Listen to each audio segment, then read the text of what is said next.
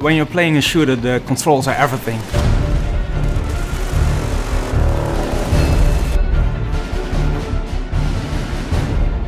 When we started working on Killzone 3, we first read through all the forums and the reviews to see what people liked about Killzone 2 and what they thought could be improved. The controls of Killzone 2 were a point that really divided the fans. Some of them really liked the heavy feel of the weapon, it made it unique and made it different, but others felt it made the game too inaccurate and also a little bit sluggish. The way that your gun moves, the way that your head bobs around, the way that your body shudders when you're sprinting, it's those animations that give the sense of weight and immersion to the game.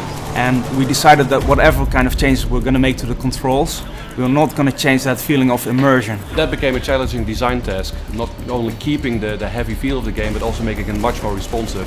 And I think in Killzone 3 we actually achieved exactly the right balance. What we did was take a really good look at the dead zones in the control scheme and fine-tune it to hell, basically.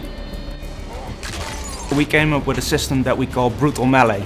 We wanted to raise first-person melee to a whole new level. We wanted something really brutal, something right in your face, very up close and personal. So the new system will allow you to do all these painfully unfriendly things to enemy characters, like stabbing them in the eye, slicing their throat, bashing their heads against pillars. Very, very gratifying.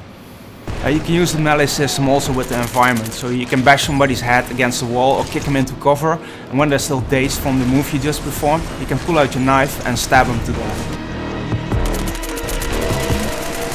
Well, we looked at ways to get the player more quickly into cover, so we came up with a slide mechanic. You can slide into cover, but you can also freeform slide. So in some cases, if the tactic is right, you can slide underneath enemy fire, turn around and shoot them in the side or shoot them in the back. Well, at the end of the day, Killzone 3 is a shooter, and a shooter isn't a shooter without some very heavy weapons that you can carry around. So for Killzone 3 we added a third weapon slot, and in this slot you can carry the most heavy weapons. The first Killzone had these really massive gyro-stabilized weapons, and that's something that we brought back for Killzone 3. So now we're giving the player a giant minigun that he can carry around, as well as the Wasp rocket launcher, which is a multi-rocket anti-vehicle weapon.